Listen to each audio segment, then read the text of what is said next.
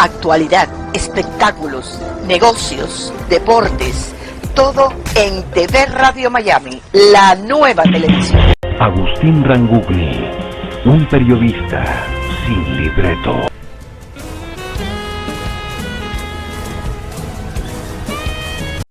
Muy bien, ¿cómo le va? Qué gusto de saludarlos. Seguimos, estamos haciendo Portal Miami, programa que emitimos por TV Radio Miami en asociación estratégica con Radio Miami Internacional y todas las emisoras que generosamente toman esta transmisión. Hoy tenemos un tema realmente caliente. La actualidad nos trae en los noticieros en Argentina lo que está sucediendo con un testimonio de una joven cubana, muy jovencita, que vive aquí en Miami, respecto de su relación con Diego Armando Maradona. Esto es nada más que para entrar en tema.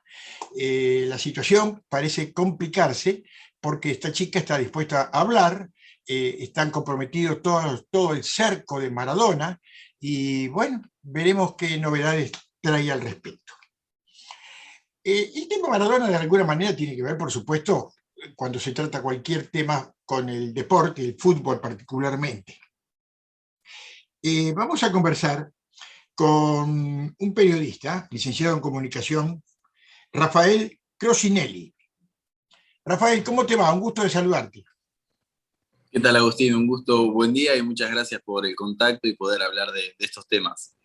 Bueno, el tema más que me interesa hablar contigo no pasa por Maradona, sino que fue como una forma de entrar en clima, pero fundamentalmente porque en este momento en Argentina se está desarrollando esta serie de cuestiones que por supuesto tienen a Diego Maradona y una jovencita de apenas 15, 16 años en ese momento, y por supuesto vinculado al tema de la droga y todas esas cosas que enmarcaban o enmarcaron la trágica vida de Diego Maradona. Pero el tema contigo, Rafael, es que nos sorprendiste muy agradablemente con la presentación de un libro, Cuerpos que no importan. Recibimos la información, me pareció muy interesante el tema que abordás y me gustaría que nos des una descripción del libro. Sí, en el libro lo que yo siempre digo es que se cuenta y se aborda el lado B del jugador de fútbol, ese lado político quizás que tiene, donde se cuenta, bueno, cómo es ser jugador y el tema de los cuerpos que importan, retomando el título, y aquellos cuerpos que no importan, siempre en una clave del fútbol profesional, de aquellos que se rigen por el mercado, que logran trascender, y aquellos otros que no, y que muchas veces no escuchamos acerca de ellos, y la idea del libro es revalorizar todo eso y que sirva para que muchos chicos que quizás no piensan en un plan B o en una formación integral, a partir de acciones de este estilo, se empiece a modificar eso y se cambie el trabajo en los clubes para que se empiece a promover no solo la formación de un deportista de alto rendimiento, sino también de un futuro trabajador en otra área. Claro. Pues sabés que a raíz de haber encontrado tu libro en algunas notas periodísticas, me gustaría leerlo, pero no lo tengo a disposición, pero de alguna manera empecé a vincular, y justo lo de Maradona hoy pareciera que fuera como preparado, pero no es así, simplemente estalló la bomba y veremos qué consecuencias tiene. Pero uno de los temas es precisamente el tema del sexo o el tema de la homosexualidad, que es el tema que vos prácticamente o concretamente tratás en tu libro. ¿Cómo podés describir a la homosexualidad en el marco de jugadores de fútbol? Y la primera palabra que se me viene a la cabeza para poder definirla es la de tabú. Es una discusión pendiente, de hecho, porque no se habla acerca del tema, o cuando se hace referencia se utilizan palabras negativas, peyorativas. Entonces creo que en ese sentido, y lo que decía hoy acerca de esto de la formación integral, bueno, la sexualidad de por sí, creo, a nivel general, como sociedad en Argentina, y específicamente a nivel específico del fútbol, de lo micro a lo macro. Me parece que la homosexualidad y la sexualidad, como decía, es una discusión que hay que dar y que los chicos muchas veces llegan ahí, desconocen del tema y reproducen sentidos o valores que ni ellos mismos son conscientes por estar en un mismo entramado, por asistir siempre a los mismos espacios, y me parece que el aceptar al otro con sus diferencias radica ahí la clave del tipo de trabajo que estoy proponiendo, un trabajo interdisciplinario donde haya trabajadores sociales, psicólogos, personas que acompañen a los deportistas y les brinden herramientas para que sepan cómo actuar en determinadas ocasiones, porque muchas veces al estar regidos siempre por las mismas experiencias o personas iguales, desconocemos esa otra alternidad, y en ese sentido creo que es muy importante empezar a trabajar desde lo diferente. ¿Tú puedes dar fe que desde las divisiones inferiores del fútbol argentino, concretamente hablando, no se selecciona la habilidad deportiva, la habilidad física para enfrentar un partido de fútbol, sino que también pareciera ser que está mezclado allí las características homosexuales o sexuales del jugador elegido? Sí, sin dudas. Creo que las características estas que haces mención luego se hacen cuerpo, como pasa con los tatuajes, por ejemplo, que conllevan un gran significado en los jugadores que después deciden hacérselo cuerpo a través del tatuaje, los sentidos que rigen el imaginario del jugador, la forma de pensar, y eso se ve no solo en las relaciones, sino como recién decía, el tema del cuerpo que lo exteriorizan de esa manera, y todas esas cosas se pueden trabajar y abordar a través de distintos espacios en los clubes. Pero qué interesante que el título de tu libro precisamente habla de eso, ¿no? Cuerpos que no importan. ¿Qué importa entonces si el cuerpo no importa? ¿Qué es lo que importa? No, importan las destrezas que tengan los futbolistas, la velocidad, el temperamento, la personalidad, la manera de comportarse dentro del campo de juego y también fuera de él, asistiendo a los entrenamientos, respetando una dieta, consumiendo suplementaciones y obviamente también lo que es materialidad neta, como el tema de la altura, el peso, que ¿Y se la hace cuerpo. homosexualidad? La Si no, no sexualidad va. también, la heterosexualidad en este Sí, caso, que es sí. lo que rige el mundo del fútbol actual, que es sumamente machista, muy conservador, y la heteronorma es lo que rige. Por eso nunca en la historia del fútbol argentino un futbolista en actividad manifestó públicamente su homosexualidad mientras jugaba, porque no se lo permite, porque se lo puede ver en los cánticos de las hinchadas, de la cultura del aguante, entre comillas, la de los hinchas, que constantemente están haciendo menciones en repudio a la diferencia, a la mujer, al niño y al homosexual. Entonces, en ese sentido, la sexualidad tiene un peso muy importante y a través de la heterosexualidad es como se manifiesta y cómo importa en el mundo del fútbol. Rafael, a raíz de estaba preparando la nota contigo y me metí un poco en la investigación y encontré que en Europa pareciera ser que ya está instalada la característica del futbolista homosexual, o se busca precisamente, se le da alguna preferencia al futbolista que tiene alguna iniciativa homosexual. ¿Vos estás enterado de eso? He conversado con personas de Italia, de España, acerca de la temática, y a contrapelo de lo que me marcás, que me parece súper interesante y debería seguir ahondando entonces, me decían de que precisamente el tema de la homosexualidad, o esto que yo estoy tratando de promover en los clubes, que se empiece a implementar, no está tan permitido allá, porque en Europa se vive a través de una fuerte militancia y una militancia política o referencia, y es un tema que no está tan habilitado para tratarse como sí en Argentina, que Argentina es un país pionero en ese sentido junto a Francia e Inglaterra, que son países vanguardistas en esta materia.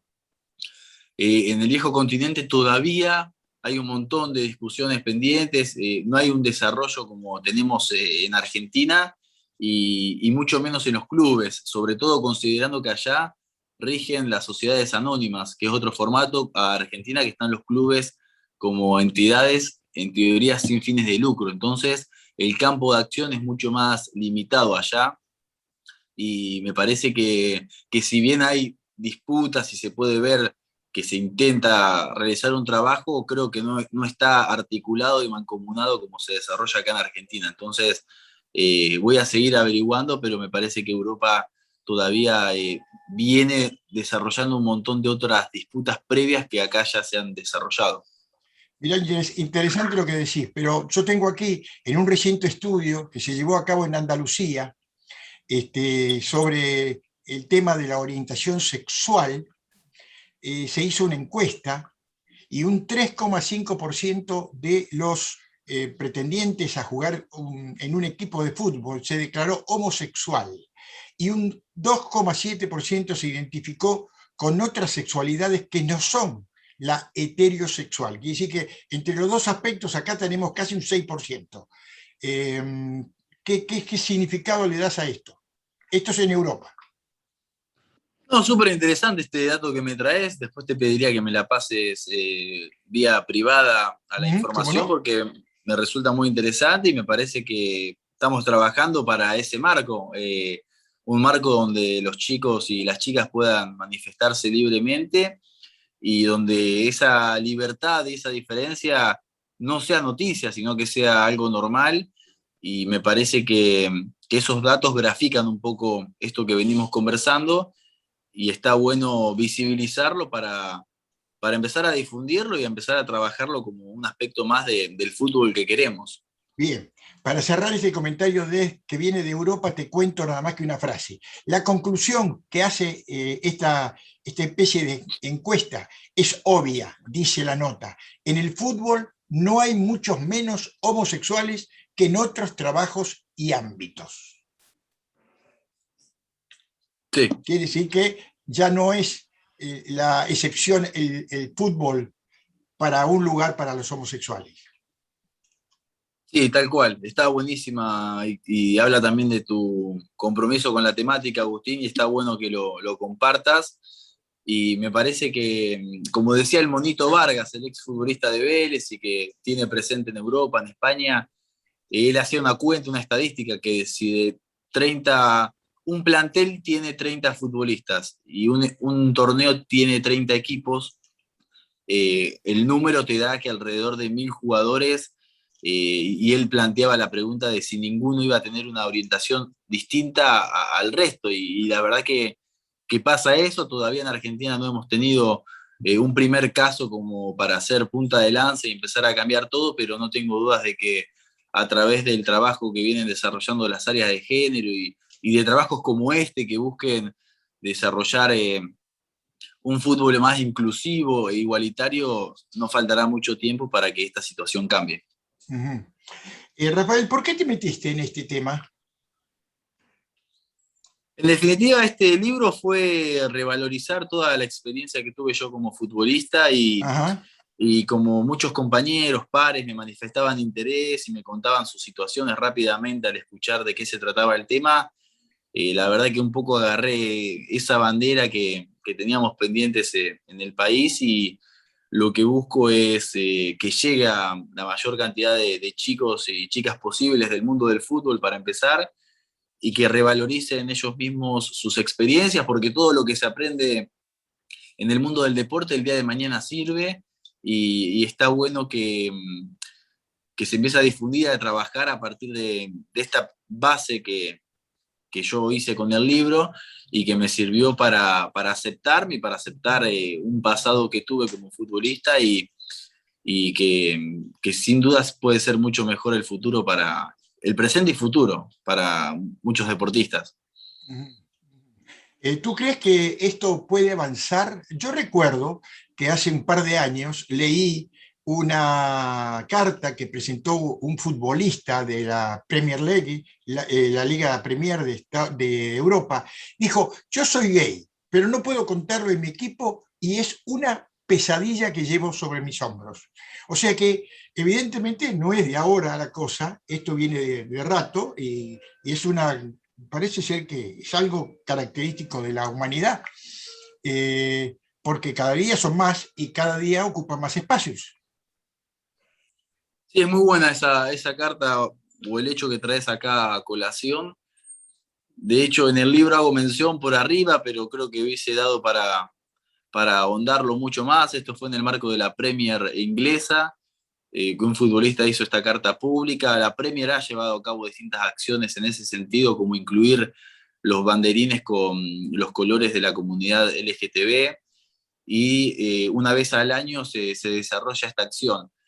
Pero creo que a lo largo de toda la historia, el desarrollo y la consolidación de un montón de sentidos que ha tenido la sociedad han sido reforzar constantemente esto de la homofobia, muchas veces la gordofobia también, que se hace cuerpo, que lo hablábamos hoy, y bueno, recién en el siglo XXI estamos como empezando a visibilizar todo esto.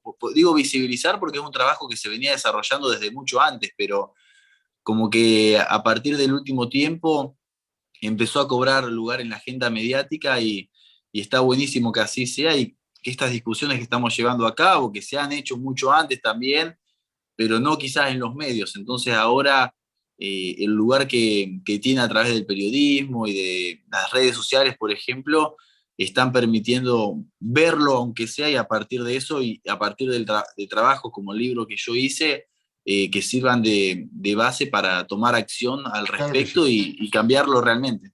Claro que sí. Me interesaría mucho, Rafael, que nos des una pequeña descripción de por qué el título, y por supuesto de ahí derivaremos a las características de tu libro, Cuerpos que no importan. ¿Qué significado tiene esa frase?